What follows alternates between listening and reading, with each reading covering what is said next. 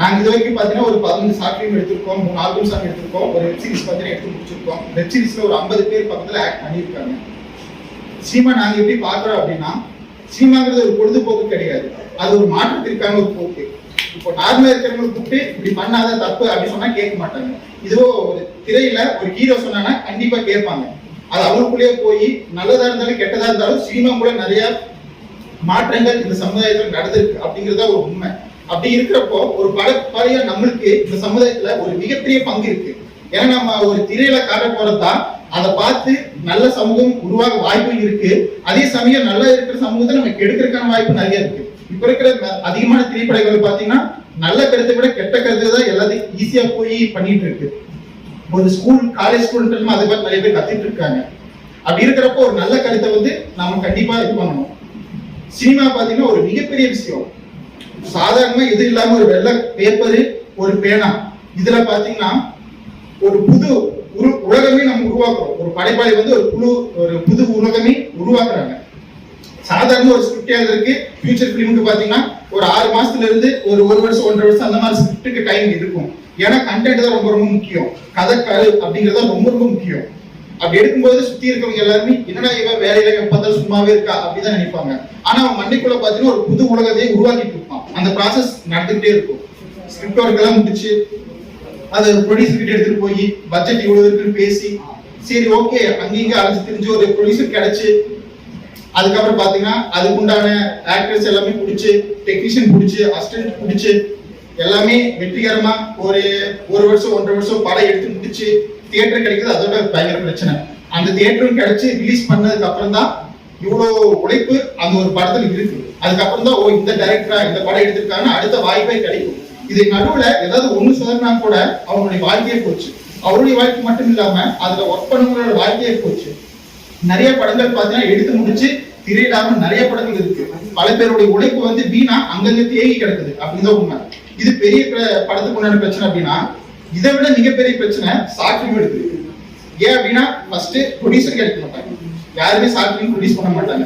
நம்மளே தான் சொந்த காசு போட்டு ஒரு ஷார்ட் ஃபிலிம் வந்து எடுக்கிற மாதிரி வரும். அதுக்கப்புறம் பாத்தீங்கன்னா ஆர்டிஸ்ட் கிடைக்க மாட்டாங்க. இந்த ஏஜ் கேட்டகரியில வேணும் அப்படின்னா அது கிடைக்கிறது கஷ்டம். அசிஸ்டன்ஸ் இருக்க மாட்டாங்க, மியூசிக் டைரக்டர் நல்லதா கிடைக்க மாட்டாங்க, ஒரு நல்ல குவாலிட்டியான கேமரா இருக்காது. நம்ம கிட்ட என்ன கேமரா இருக்கோ அதை வச்சுதான் எடுக்கிற மாதிரி இருக்கும். ஒரு சில சந்தர்ப்ப சூழ்நிலை பாத்தீங்கன்னா ஒரு டைரக்டர் படத்தை ஸ்டார்ட் பண்ணிட்டாங்க அப்படின்னா எப்படியாவது எடுத்து முடிச்சுதான் ஆகும், வேற வழி இல்லை. அதனால எல்லா வேலையுமே அவரே பார்ப்பாரு. ஒரு அசிஸ்டன்ட் இல்லைனாலும் அந்த வேலையை பார்த்துதான் வேணும். ஒரு எடிட்டர் இல்லைனாலும் எடிட் எப்படின்னு கத்துக்கிட்டு எடிட் பண்ணி தான் ஆகணும். மியூசிக் இல்லைனாலும் மியூசிக் அவர் தான் பண்ணி ஆகணும். அவருக்கு ஒரே இது அவருடைய அந்த படிப்பு வந்து பாதியில நிற்க கூடாது. கஷ்டப்பட்டு அது மக்களுக்கு வந்து போய் சேரணும் அப்படிங்கறதுக்காக எடுப்பாங்க. எல்லாரும் ஒர்க்குமே பாத்தீங்கன்னா அந்த டைரக்டரே அவருடைய தலையில போட்டு எடுத்து முடிச்சிருவாங்க. இப்படி ரிலீஸ் பண்ணதுக்கு அப்புறம் கூட ப்ரொமோஷன் அதிகமா பண்ண முடியாது. நம்ம எதுல ரிலீஸ் பண்ண போறோம், ஓடிடி பிளாட்ஃபார்ம் அதிகமா கிடைக்காது. சரி யூடியூப்ல ரிலீஸ் பண்ணுவோம், அதிக வியூஸும் போகாது. இதுக்கு தானே இவ்வளவு நாள் கஷ்டப்பட்டோம் அப்படின்ட்டு ஒரு ஏக்கம் வந்து கண்டிப்பா வந்துடும். இவ்வளவு கஷ்டத்தை தாண்டிதான் ஒரு ஷார்ட் ஃபிலிம் எடுக்கிறாங்க. ஏன்னா நாங்க வெப் சீரிஸ் எடுத்து வந்தோம். கிட்டத்தட்ட ஒரு 3 இயர் ரிலீஸ் பண்ணும்போது 2.5 மணி நேரம் ஃபுட்டேஜ் வந்துச்சு. கிட்டத்தட்ட 50 பேர் உழைச்சிருக்காங்க. எங்களுக்கு ஆக்டர்ஸ் கிடைக்கல. ஒரு 2 பேர் 3 பேர் தான் ஸ்டார்ட் பண்ணோம். எங்க டீம் அவ்வளவுதான் இருந்தாங்க. அதுக்கப்புறம் ஒவ்வொருத்தரா வந்தாங்க. நிறைய புது மனிதர்கள் வந்து நாங்க மீட் பண்ற மாதிரி இருந்துச்சு. சொல்லணும்னா ஒரு தள்ளுவண்டி கடை வச்சிருக்கிறவங்க இந்த மாதிரி ஒரு சீன் இருக்கு, நான் நடிக்கிறீங்களா, எனக்கு அது வராதே பண்ணுவாரு. பரவாயில்ல உன்னால வர முடிஞ்ச அளவுக்கு பண்ணுங்க அப்படின்னா சூப்பர் ஆக்ட் பண்ணுவாரு. ஒரு நம்ம திரையில பாக்குறவங்க கூட சூப்பர் ஆக்ட் பண்ணுவாங்க. ஆனா பாத்தீங்கன்னா எனக்கு ஏதோ அப்ப இன்ட்ரெஸ்ட் இருந்துச்சுப்பா இப்படி எல்லாம் பண்ணுட்டு, ஆனா அதுக்கான வாய்ப்பு எனக்கு கிடைக்கல, அதான் இப்படி இருந்துட்டு அப்படிம்பாங்க. அப்பதான் சுத்தி பார்க்கும்போது நம்மளை சுத்தி ஏகப்பட்ட டேலண்ட் இருக்காங்க. அவங்க எல்லாம் பாத்தீங்கன்னா சென்னை போனாதான் சினிமா அப்படிங்கிற ஒரு நிலைமை இருக்கு. ஆனா நிறைய பேருக்குனால சென்னை போற வாய்ப்பு கிடைக்கிறது இல்லை. ஏன்னா அங்க தங்குறது நம்ம செலவு எல்லாம் இருக்கு. அதே மீறி அங்க சென்னை போனா யாரோ ஒரு கான்டாக்ட் வேணும், அந்த கான்டாக்ட் நம்மளுக்கு கிடைக்கல. இதையும் தாண்டி லக்கு வேணுங்கிறாங்க. நாங்க இங்க வரக்கே பாத்தீங்கன்னா காலையில பஸ் பாதையில நின்றுச்சு. லக்கு நம்மளுக்கு அந்த மாதிரிதான் இருக்கு.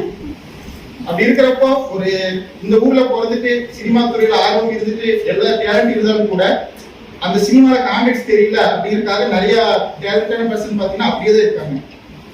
இன்னும் பாத்தீங்கன்னா நாங்க நிறைய பேரை மீட் பண்ற மாதிரி இருந்துச்சு. அதுல பாத்தீங்கன்னா ஒரு 60-70 வயசு பெரியவங்களா இருப்பாங்க. அவர் பாத்தீங்கன்னா ஒரு புக் எடுத்து வராது. இதெல்லாம் நான் அப்பா ரெடி பண்ணி வச்சிருந்த ஷார்ட் ஃபிலிம் எடுக்கணும், மூவி எடுக்கணும் அப்படின்ட்டு. ஆனா அதுக்கான வாய்ப்புகள் எனக்கு எதுவுமே கிடைக்கலப்பா, இது முன்னாடி முடிஞ்சா எடுக்க அப்படின்னு சொல்லி பண்றாங்க. அப்பதான் தெரியுது நம்மளுக்கு முன்னாடியே நிறைய பேர் ட்ரை பண்ணியிருக்காங்க. ஆனா அந்த பாதி பாத்தீங்கன்னா அந்த பயணம் ரொம்ப கஷ்டமா இருக்கு. அதனால பாதியிலே நிறைய பேர் நின்று இருக்காங்க. அவங்களோட டேலண்ட்ஸ் எல்லாமே அப்படிதான் இருக்கு. நாங்க முடிஞ்ச அளவுக்கு டேலண்டான பீப்புள்ஸ் எல்லாமே சேர்த்து ஏதாவது பண்ணலாம் அப்படின்ட்டு மூவி மாதிரி எடுத்தோம். இப்பவும் எடுத்துட்டு இருக்கோம். அடுத்தடுத்து பாத்தீங்கன்னா ப்ரீமியர் சீரிஸோட மூவி சர்ச் பண்ணாவே இருக்கும். ஒரு 17,000 வியூஸ் போயிருக்கு. இது வந்து இயற்கையாகவே பாத்தீங்கன்னா எங்களுக்கு படம் நல்லா இருந்ததுனால அவ்வளவு வியூஸ் போயிருக்கு. ஒரு நல்ல வரவேற்பு கிடைச்சது. இதை நான் எதுக்காக சொல்றேன் அப்படின்னா, நம்ம ஒரு படைப்பை எடுக்கிறோம் அப்படின்னா அடிபட்டு காயப்பட்டு சொந்தக்காரங்க கிட்ட என்னடா எப்படி பண்ணிட்டு இருக்கா அப்படின்ற நிறைய பேர் எல்லாமே வரும்.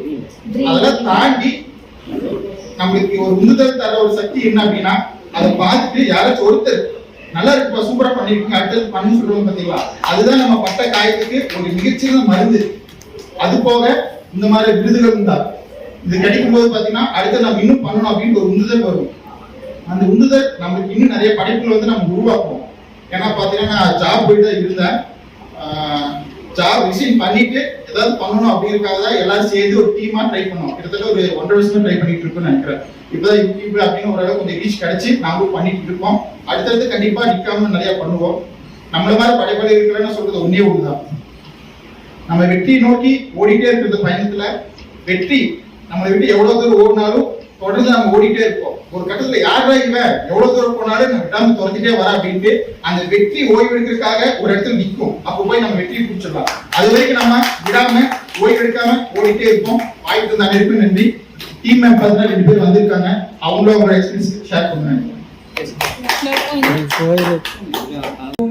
அவரோட ஈக்குவல் தான் என்ன ட்ரீட் பண்ணிட்டு இருக்காரு. ட்ரீம் ரியல்ஸில் ஒரு அட்மின் 3 பேர் இருக்கும். அட்மின் ரேஞ்சுக்கு எனக்கு ஒரு இது கொடுத்துருக்காரு. அட்மின் ரேஞ்சுக்கு கொடுத்து இப்போ இந்த அளவுக்கு ஒரு ஸ்டேஜுக்கு கூப்பிட்டு வந்து வச்சிருக்காரு. First of all thanks. என்னோட எக்ஸ்பீரியன்ஸ் இதுதான், வேறு என்ன சொல்கிறதுன்னு தெரியல. தேங்க்ஸ்.